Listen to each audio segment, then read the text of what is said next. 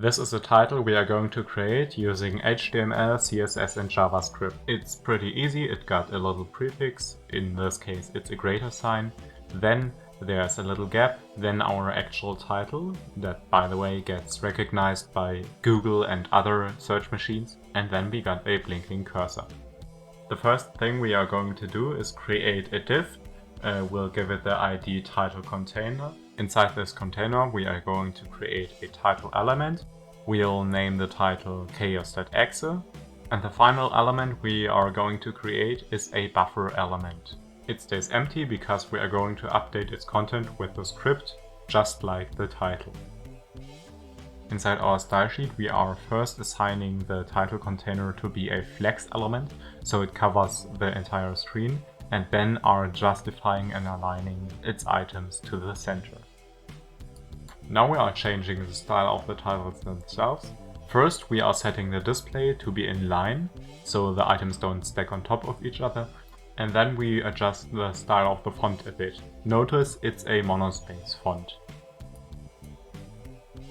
And now we are going to set our prefix. We do this with the : before element, and then set the pseudo-elements, content and margin right. Last thing we really need to do is set up the cursor. For this we use : after behind the title and set up a blink animation. The blink animation works in a way that at 0% it has a opacity of 0, and this stays the way until 94.9%. Then it jumps up to 50 and then back to 0. Last thing to do would be to set the buffer to an opacity of 0, although this is optional. Into our script we are going to create our links to the title. Then we are going to save the current content of the title and setting its content to null.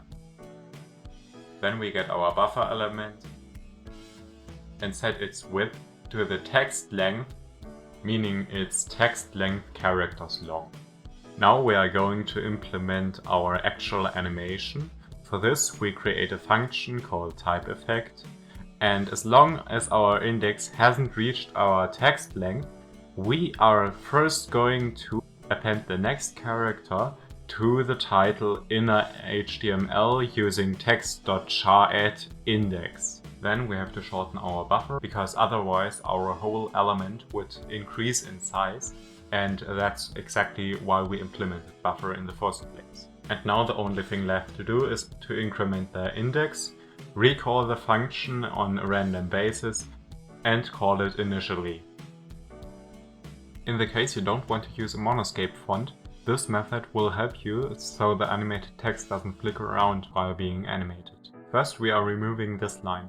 We will no longer have an empty buffer element. Instead, we are going to insert the text that currently isn't part of the inner HTML of the title element. In the beginning, this would be the whole title. Then we are setting the inner HTML of the buffer to a always shrinking substring, getting cropped off at the beginning more and more. I myself prefer the monospace font, but this is how you can do it with every font you like. This is how the title looks finished. It's responsive and gets typed on reload. If this video helped you, leave a like.